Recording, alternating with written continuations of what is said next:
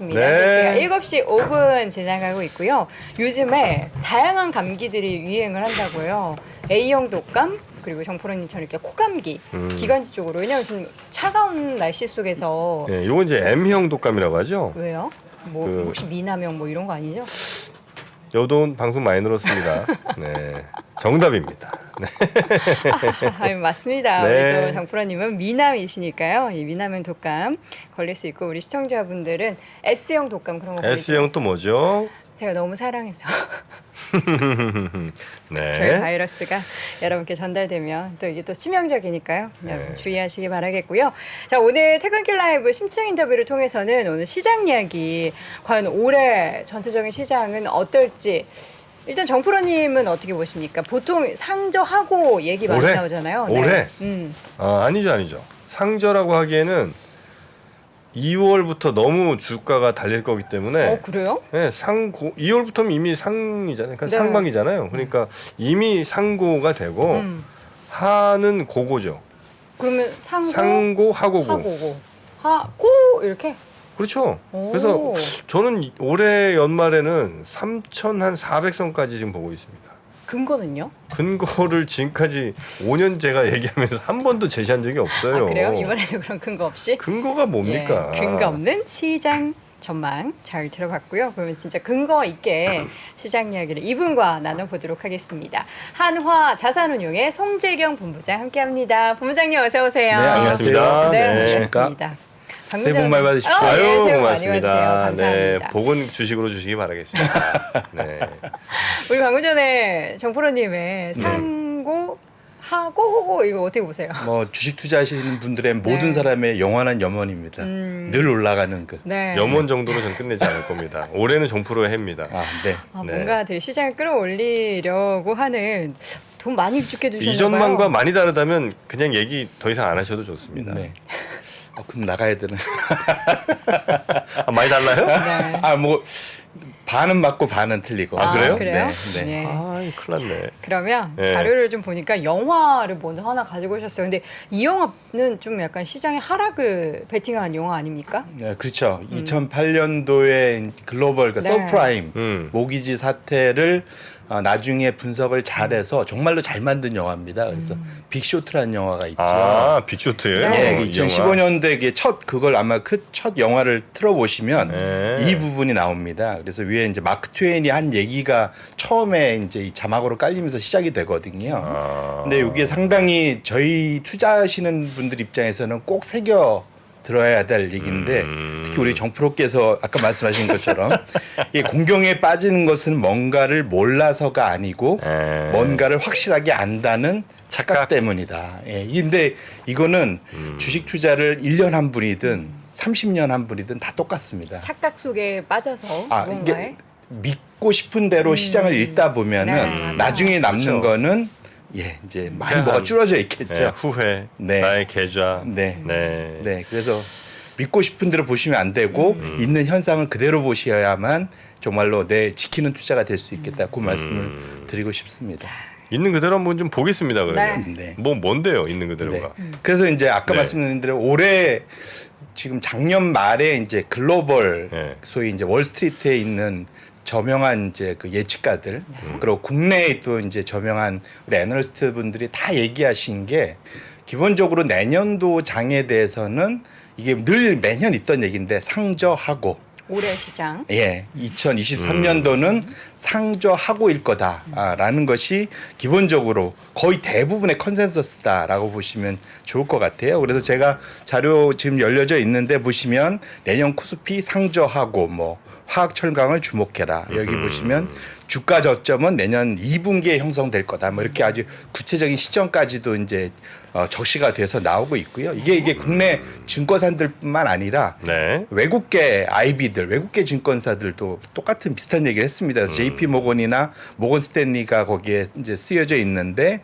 내년 말에는 결국은 우리 정프로께서 기대하시는 대로 네. 2,800이면 좀 아쉽긴 하겠지만 뭐 높아질 텐데 상반기에 바닥을 찍고 하반기에 올라갈 거다라고 이제 대부분 다 거의 그래서 제가 단일대우로 뭉쳤다 이렇게 말씀을 드리고 있는 거고요. 네. 이제 이런 전망으로 거의 다 모여 있다 보시면 좋을 것 같고요. 네. 근데 이것이 한국 시장만 그런 게 아니고요. 네. 세계 시장도 마찬가지입니다. 대표적인 이제 미국이고요.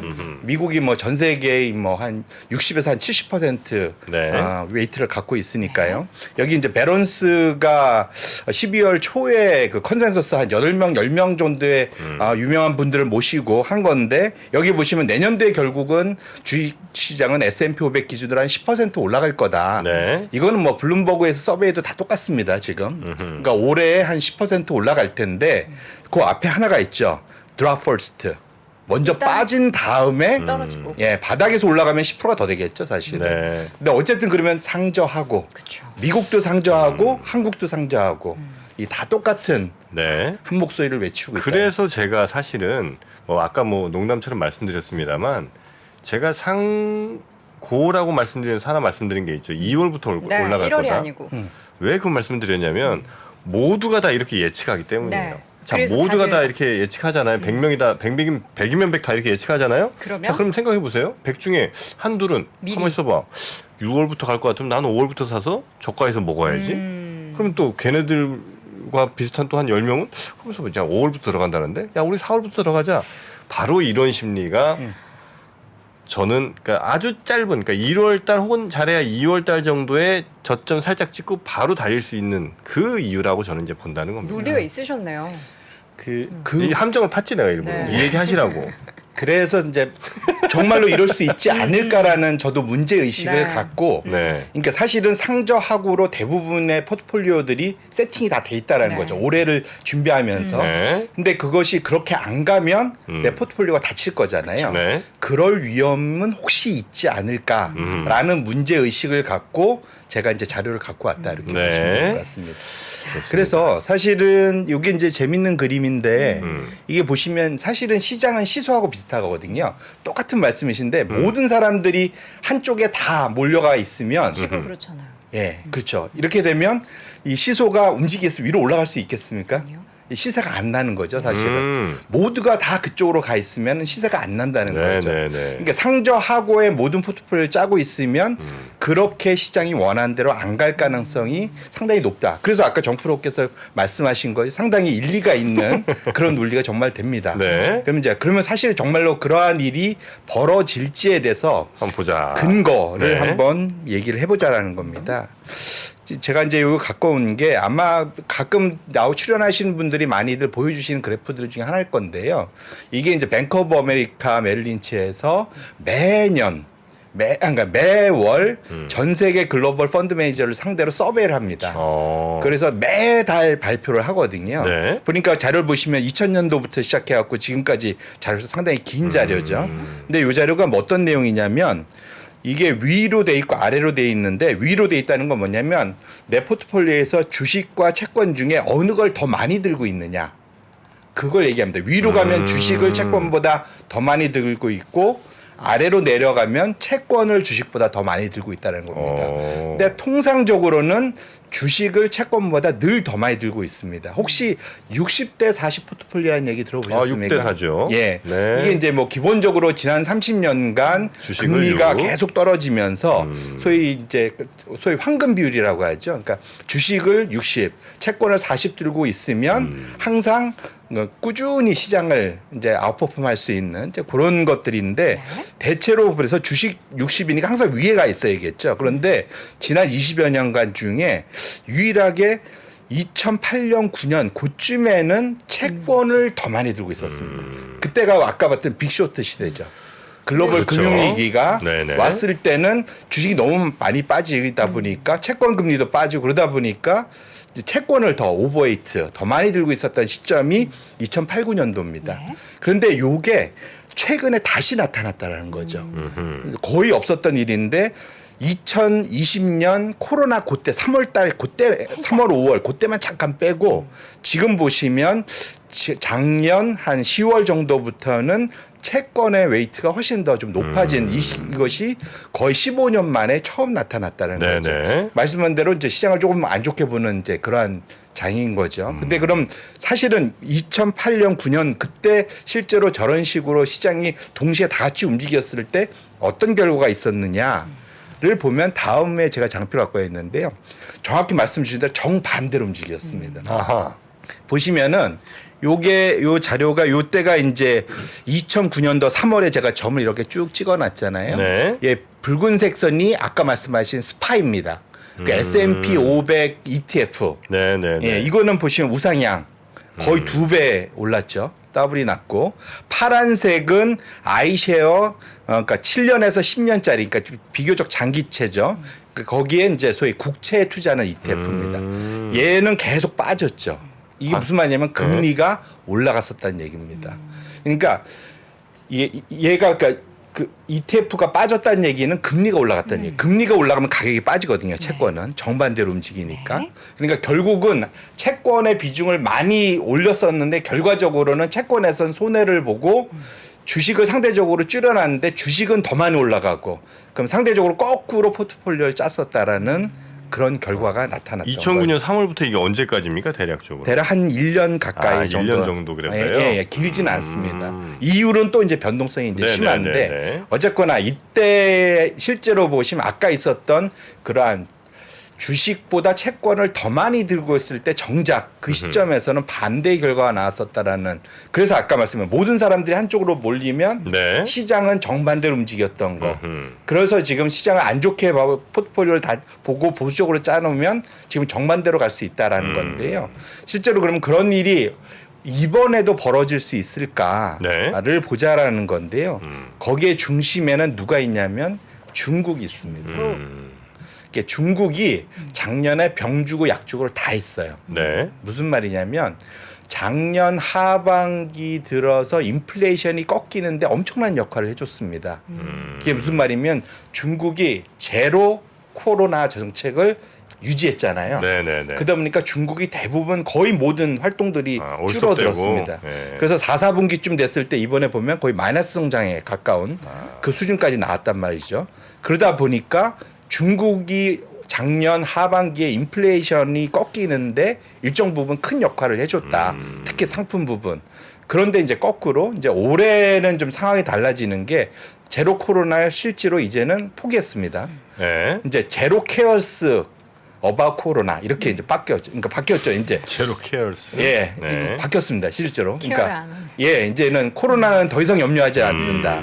신경 쓰지 않겠다. 이런 식으로 바뀌었거든요. 그러다 보면 이제는 부동산 그 사이에 억제했던 부동산도 취재하고 각종 모든 이제 소위 경제를 부양할 수 있는 모든 일들을 올해 할 겁니다. 근데 2009년도에도 정확히 그런 일이 일어났었다는 거죠. 보시면 요 파란색 선이 뭐냐면 제가 이제 하이라이트 노란색을 좀 해놨는데 요 파란색 선이 미국의 China Fixed Asset Investment 중국 고정자산 투자라는 거거든요. 네. 이게 뭐냐면 중국 고정자산 투자하는 거는 공장, 도로, 전력망 같은 그러니까 부동산, 그러니까 비농촌 자본이라고 하죠. 그러니까 이런 데다가 투자하는 것들을 급격하게 늘리면서 경기 진작을 해주면서 소위 이제 미국발 전 세계 그런 금융 위기로 모든 데가 폭삭 망했을 때 중국이 돈을 써주면서 세계를 끌어올리는 그렇게 하면서 세상을 진작을 시켰었던 거거든요. 네네. 결국은 그렇게 하면서 이때 보시면은 요게 검정세선이 중국이 투자를 했는데 미국의 10년물 국채가 이렇게 위로 올라가는 걸 확인하실 수가 있습니다. 결국은 이때 잘 생각해 보시면 이때 2008년도에 급격하게 미국에서 경기 침체가 오면서 사실은 연준이 금리를 급격하게 끌어내려서 제로까지 내려놨었잖아요. 그런데 그거를 한순간에 다시 끌어올리게 했던 게 중국의 고정자산 투자였다. 그래서 이런 미국의 금리가 이렇게 올라갔죠. 그러다 보니까 아까 우리가 봤던 이 차트 결국은 중국의 고정자산 투자가 늘어나면서 주식시장은 우상향, 채권시장은 우하향, 금리가 올라가면서 이런 현상이 2009년도 3월에 있었다라는 거죠. 결국은 지금도 그래서 어찌 보면 이런 현상이 올해 상반기에는 적어도 있을 수도 있지 않겠느냐라는 기대를 해보세요. 왜냐하면 중국이 지금 정책을 획기적으로 바꿨기 때문에 그런 거죠. 그러니까 상반기엔 적어도 중국발 그런 경기 부양책이 시장에 대한 일정 부분 긍정적인 영향을 미칠 수 있겠다라고 기대를 해보고 있는 거고요. 네. 이것이 이제 사실은 전 세계에 특히 영향을 줄 수 있는 게 뭐냐면 중국은 전 세계의 공장입니다. 여전히 그렇죠. 그러니까 그걸 미국하고 중국의 사이가 안 좋아서 사갖고 올 거냐 말 거냐 이슈일 뿐이지 여전히 중국이 전 세계 공장인 건 분명하잖아요.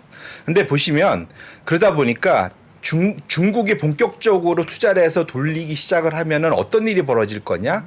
원자재 가격들이 본격적으로 올라갈 가능성이 매우 높습니다.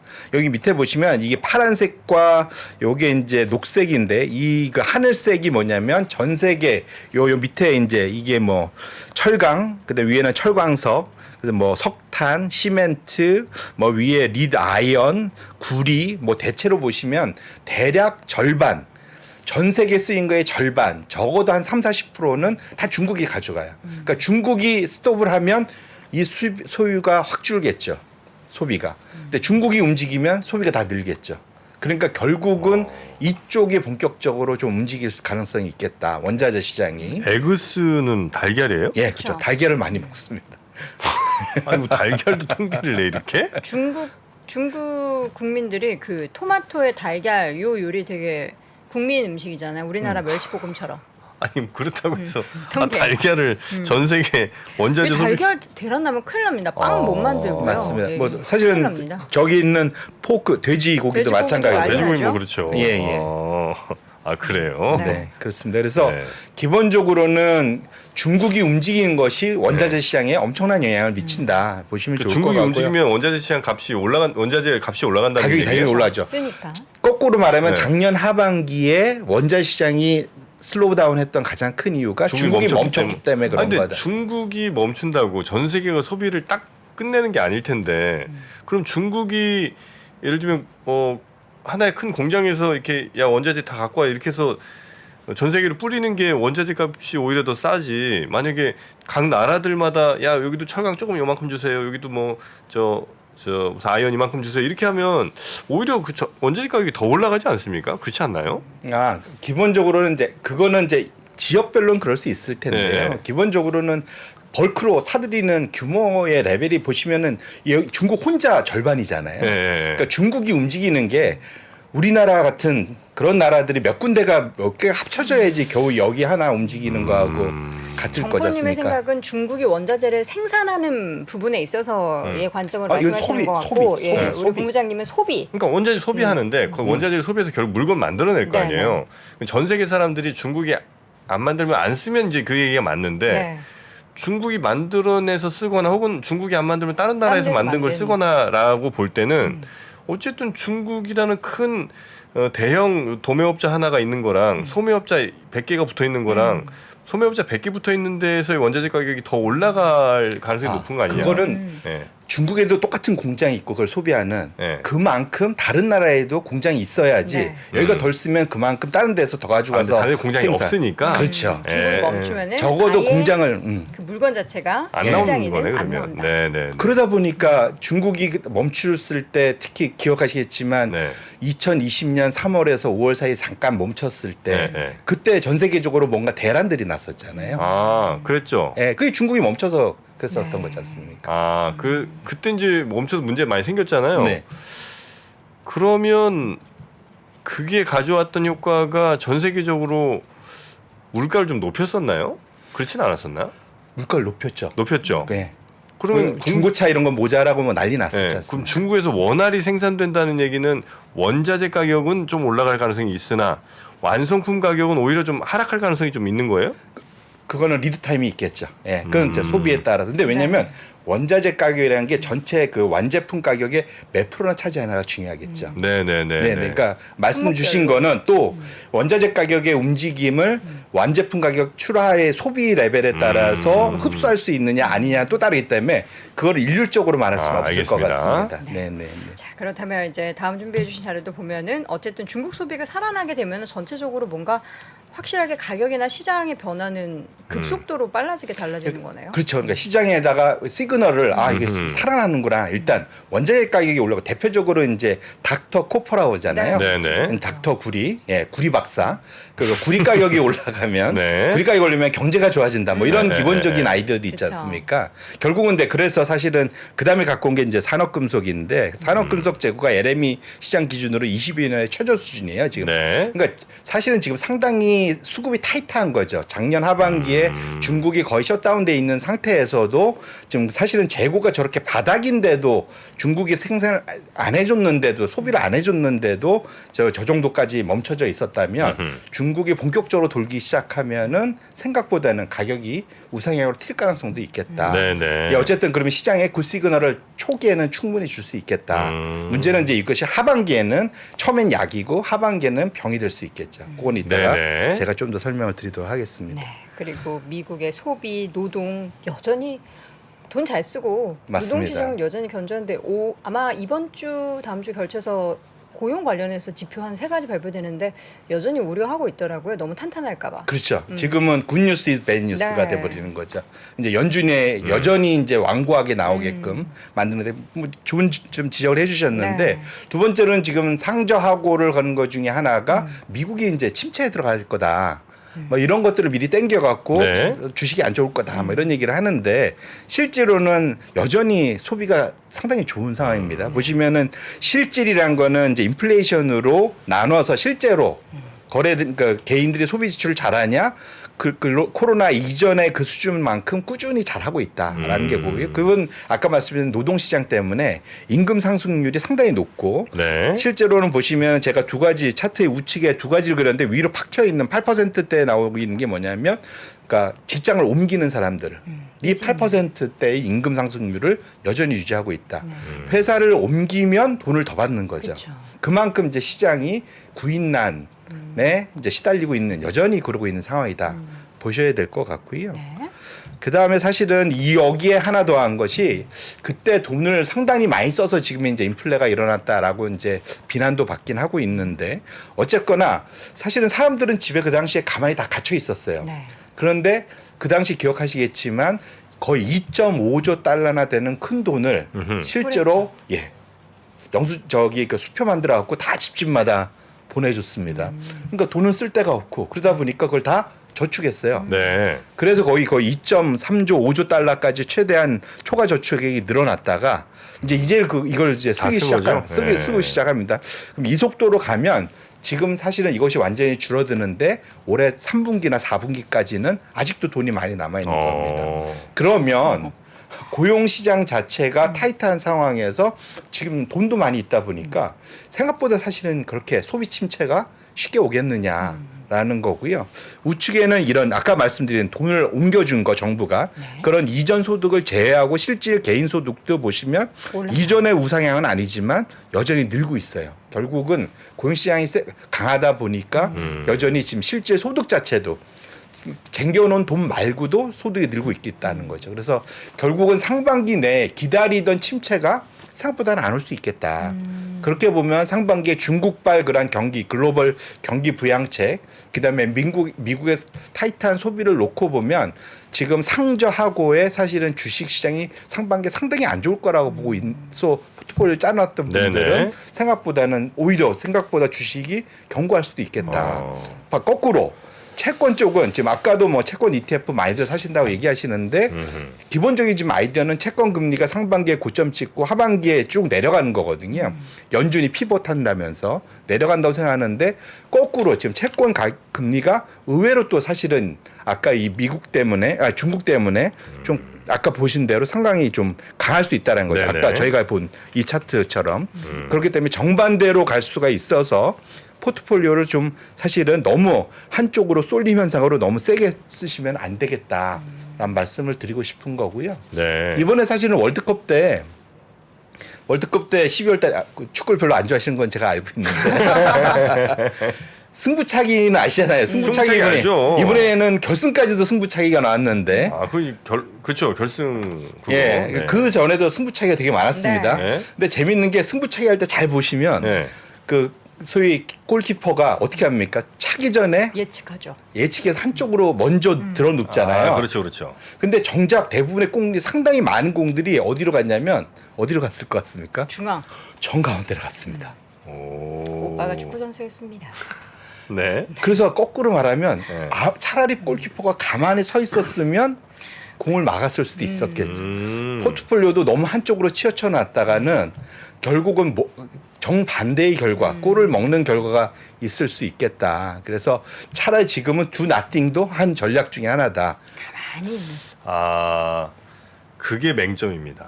골키퍼는 왜 가만히 있어도 어쨌든 확률은 뭐 왼쪽 오른쪽 가운데 3분의 1씩이라고 하면 네네. 가운데 서 있을 법도 한데 한 번 정도는 왜 가운데 서 있지 않을까? 달려오면서 약간 각이 보이거든요. 그것도 아닙니까? 물론 있을 수 있지만 이제 나는 어느 한쪽을 선택해야 되잖아요. 네. 근데 내가 가운데 가만히 서 있어. 근데 내가 서 있을 때 왼쪽이나 오른쪽으로 들어가면 나는 아무것도 안 한 게 아무것도 안 한 되니까. 사람, 부작위에 의한 게으른 놈이 되는 건데 네네. 한쪽으로 넘어가서 막으면 다행이고 뭐 뭐라도. 저쪽으로 가서 만약에 내가 들어갔어도 나는 최대한 노력한 놈이잖아요. 근데 그건 누군가 지켜봤을 때의 문제고 네. 투자는 그냥 자기 스스로 하는 거잖아요. 뭐 내가 여돈 플러스 N 뭐 해가지고 있는 게 아니잖아요. 지금 요 얘기가 그 얘기입니까? 예, 투자할 때. 투자할 때? 네네. 내 투자지 누군가 그러니까 우리가 뭐 만약에 증권사 직원이라서 매매를 해야 되는 누군가 관리 감독을 해야 되면은 뭐 그렇게 할 수 있습니다. 팔든 그렇죠. 사든. 근데 우리는 우리 포트기 때문에 가만히 있어도 누가 뭐라고 안 하잖아요. 근데 내 마음의 소리가 가만히 있지는 못하게. 양쪽에서 천사와 빨리 안마자. 사. 팔어. 그래서 아까 네. 말씀드린 대로 네. 원래는 기본적으로 이제 말씀드린 좋은 지적인데 남의 돈을 받아서 운용하는 분들은 아무래도 말씀드린 아무것도 안 하고 있으면 너 뭐하냐 내 네. 수수료 받고 네. 월급 받고 똑같은 지적 받을 그쵸. 수 있거든요. 하지만 말씀하신 대로 꼭 그래서 움직이다 보면은 결과는 안 좋을 수도 있겠다. 좀 맞아요. 말씀을 드리고 싶은 거고요. 네. 그 다음에 사실은 이제 이게 이제 제가 이제 드리고 싶은 말씀 중에 정반대의 결과 좀 네. 시장의 오해 뭐 이런 것들을 좀 풀고 싶어서 갖고 온 차트인데 이게 이제 지금 시장에서 기대 지금 그 차트를 한번 열어봐 주시면 왼쪽 차트가 요 검정색 선 여기까지가 이제 연준이 지금 기준금리를 쫙 끌어올렸죠. 4.25까지. 근데 진짜 이 다음에 가파르네요. 엄청 급하죠. 근데 지금 요 녹색 선이 지금 시장의 기대치입니다. 결국은 올해 상반기에 3월 달에 고점 찍고 하반기엔 피벗할 거다. 네. 왜냐하면 침체가 올 거니까. 이제 이를 기대하고 있고 연준의 중앙값은 보시면은 이번에 12월 달에 발표된 거 보시면 생각보다 상당히 높죠. 지금 내년 올해 말 가도 4%가 넘는 그 정도 수준이 됩니다. 그래서 이 격차가 상당히 좀 높다라는 차원에서 아까 말씀드린 대로 제가 중국 얘기를 자꾸 꺼낸 이유가 연준을 저 중앙값보다 상당히 더 높게 할 수도 있다라는 말씀을 드리고 싶은 중국 겁니다. 때문에. 중국이 아까 원자재 지금 10월, 11월, 12월로 오면서 지금 코어 CPI, 뭐 코어 PC, 뭐 기본적으로 물가 수준이 고점을 찍고 조금 슬로우 다운하는 느낌을 주는 거잖아요. 네. 거의 대표적인 뭐냐면은 커머디티가 떨어지면서 그러니까 유가도 떨어지고 원자재 쪽에. 다른 원자재 가격들 전반적으로 하락하면서 기본적으로는 지금 상품에서 나타나는 물가의 증가율이 떨어지는 일들이 벌어졌기 때문에 네. 좀 자신감을 얻은 거거든요. 그런데 중국이 다시 움직이기 시작하면 이게 어떻게 될까요? 다시 올라갈 수가 있다라는 거죠. 지금 사실은 연말부터 지금 유가가 지금 꿈틀꿈틀하고 있지 않습니까? 그러니까 지금 이런 현상들이 올해 상반기부터 하면 연준을 상당히 압박을 할 수가 있다는 거죠. 그러면 하반기에 시장이 기대한 것과 또 연준이 지금 예상하는 거하고는 상당히 다른 시장이 벌어질 수가 있다는 진짜 거죠. 복잡할 것 같아요. 중국 그렇게 말씀해 주신 것처럼 막 올라가서 다시 원자재가 올라가면 또 인플레이션 압력이 있을 거고 계속 이제 연준에서는 금리 인상하니까 여기에 따른 또 경기 침체가 뭔가 나타날 수도 있을 텐데 이런 여러 가지 복합적인 상황에서 과연 연준은 금리를 계속 올릴 수도 내릴 수도 그런 걸 저는 그냥 유지하게 되는 건가요? 저는 올릴 가능성까지도 있다고 보는 거죠. 그럼에도 사실은. 불구하고 그래서 제가 올린다. 반은 맞고 반을 틀리라고 이제 저랑 의견이 다르다고 말씀드린 게 상반기는 오히려 시장이 상저하고 해서 상저가 아니라 중국발 또는 미국의 강력한 소비발 생각보다는 나쁘지 않을 수 있는데 하반기는 오히려 이런 것들 때문에 압력을 받고 연준이 좀 더 사이 오버 리액션이라고 하죠. 네. 사실은 과잉 정책을 소위 이제 그 긴축을 하면서 시장의 침체를 좀 더 깊게 가져올 수가 있어서 그렇게 되면 하반기에 사실은 좀 더 어려운 시장이 될 수도 있겠다. 그런 걱정이 오히려 들고 있습니다. 그래서 올해 상하반기 그래서 제가 아까 두 나띵이 오히려 날 수도 있는 게 이러한 변수가 상당히 지금 올해 복합적으로 있기 때문에 네. 너무 한쪽으로 포트폴리오를 짜는 거는 위험할 수 있겠다. 그런 말씀을 좀 드리고 싶습니다. 그다음에 아까 차트의 우측 거를 제가 보여드리고 싶은 게 통상 시정은 연준이 피벗하면 좋아, 피벗하면 좋아 다 그 얘기합니다. 네. 피벗이란 게 딴 게 아니라 금리를 낮추면 좋다, 좋아하잖아요. 근데 보시면 여기에 보시면 밑에 연준이 피벗이란 거는 이제 금리 파란색 선이 내려오는 거잖아요. 그랬을 때 위에 보시면 실제로 S&P 500이 어떻게 됐냐면 다 급락을 했습니다. 그러게요. 그렇죠. 이게 무슨 말이냐면 연준이 피봇을 할 정도란 얘기는 경기가 엄청 안 좋아졌다는 얘기예요, 사실은. 그러면 주식시장은 당연히 그걸 반응해서 저렇게 꺾인다라는 거죠. 그렇기 때문에 연준의 피봇이 꼭 시장에 긍정적인 시그널을 주는 거냐, 그 전에 엄청난 고통이 있은 다음에 사실은 가는 거라는 거를 꼭 염두에 두실 필요가 있겠다. 네. 라는 측면에서 연준의 피봇만을 너무 기다리시다면 피볼 수가 있겠다. 그런 말씀을 드립니다. 피봇 기다려야 피본다. 아, 네. 네. 그 다음에 사실은 거기에 또 하나 영향을 줄 수 있는 게 지금 우리가 일본을 좀 봐야 됩니다. 그쵸. 예, 일본을 봐야 되는 이유가 뭐냐면 12월 달에 그때 아마 방송들 하셨을 것 같은데 12월 20날 상당히 큰 변화가 있었습니다. 그렇죠. 그러니까 뱅크 오브 재팬에서 금리 상한선 YCC를 위로 한 등급 올렸잖아요. 0.25 10년물 금리는 0.25% 이상 못 올라가 하다가 0.5%로 끌어올렸습니다. 그랬을 때 그날 이후로 있었던 일들이 지금 여기에 제가 그래프로 갖고 왔는데요. 실제로 미국 국채 10년물 금리는 이렇게 0.5 아래서 이제 관리가 되고 있는데 팡 튀었죠 그때. 근데 그 이후로 보면 미국 국채 금리가 그다음부터 본격적으로 위로 뜬금없이 튑니다. 왜 그러느냐? 일본 투자자들이 미국 국채를 엄청 들고 있어요. 그런데 이렇게 하면 미국, 일본 옌이 강세를 띠면서 해외에 갖고 있는 해외 자산이 일본 옌으로 환산을 하면은 가격이 떨어지는 거예요. 그러니까 일본 옌 강세 이꼬로 해외 자산 갖고 있는 거의 가치가 떨어지는 거. 그러면 그거 팔아갖고 국내로 들어와야 되죠. 그러면 최대 피해를 볼 수 있는 게 미국 국채라는 거죠. 근데 일본 투자자들이 전세 갖고 있는 게 1.4조 달러 정도 된다고 하는데 그중에 절반 1.2조 달러 정도를 미국 국채를 들고 있다고 합니다. 그러면 결국은 일본이 저런 식으로 나비 효과처럼 일본이 저런 변화를 일으키면 사실은 미국 국채의 금리가 왜냐하면 미국 국채를 일본 사람들이 팔 거니까 그럼 금리가 올라가겠죠. 그러면 사실은 금리가 올라가는데 또 일조할 수 있는 수급 부담이 될 수도 있겠다. 그래서 일본을 꾸준히 좀 보실 필요가 있다고 싶고요. 실제로 우측에 보시면은 BOJ가 뜬금없이 이렇게 해놓고 지금 또 12월 달에 역대급으로 일본 국채를 또 사들였어요. 이게 지금 무슨 제가 이제 비유를 드리면 자전거를 모으는데 페달은 밟으면서 브레이크를 양쪽을 다 붙잡는 그럼 뭐 나가지도 못하고 뭐 어떻게 되는 거죠? 자전거가 어떻게 될까요? 쓰러져요. 쓰러지게 되겠죠. 좀 일본이 사실은 저런 정책이 과연 성공할까에 대해서 사실 한번 지켜볼 필요가 있습니다. 그래서 지금 전 세계적으로 일본 은행이 어떻게 앞으로 하는지 이걸 과연 스무스하게 넘어갈지에 대해서 고민들을 한다 보시면 좋을 것 같습니다. 그래서 시간이 좀 이제 거의 다 되지 않나요? 네, 맞습니다. 네. 결론 좀 내주시다면. 그래서 결론적으로는 네. 지금 올해 보통 기본적으로는 상저하고의 하반기에 이제 주식은 먼저 빠지고 하반기에 바닥치고 이제 올라가고 연준이 마음을 바꿔서 상당히 비둘기 바로 바꾸면서 금리가 내려오기 때문에 채권을 지금부터 장기차를 사들고 있으면 금리 빠지면 이제 채권도 올라가고 주식에 또 먹고 채권도 먹고 이 포트폴리오를 생각하시는데 역시 시장은 만만치 않다라는 거를 보여드리고 싶은 거고요.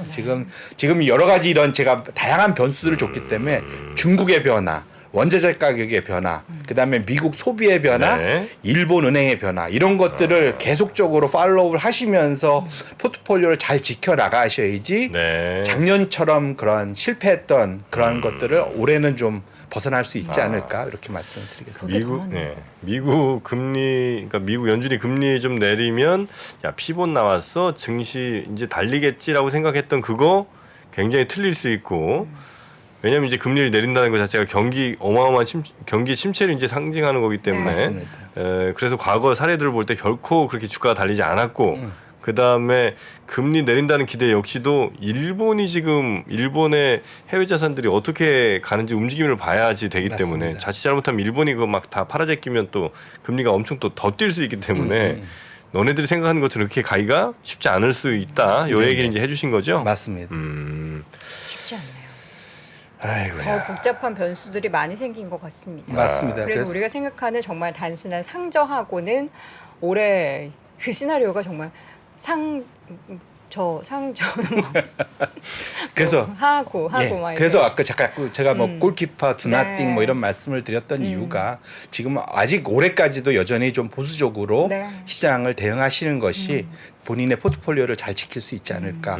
왜냐하면 올해 모든 걸 만회하려고 생각하시면 안 됩니다. 그래서 시간을 좀 길게 갖고 만회는 결국은 살아남아야 되지 않습니까? 네, 그게 중요합니다. 3년 만에라도 어쨌든 살려내는 게 중요하지. 그렇죠. 오래 벌려고 했다가 제로가 될 수도 있거든요. 그래서 그런 건 조심하셔야 된다. 변수가 더 많아졌습니다. 22년에 말아먹은 거 23년에 반드시 복구한다. 이런 강력한 의지 이런 걸로 돈 벌 수 있는 게 아닌 거니까. 맞습니다. 네.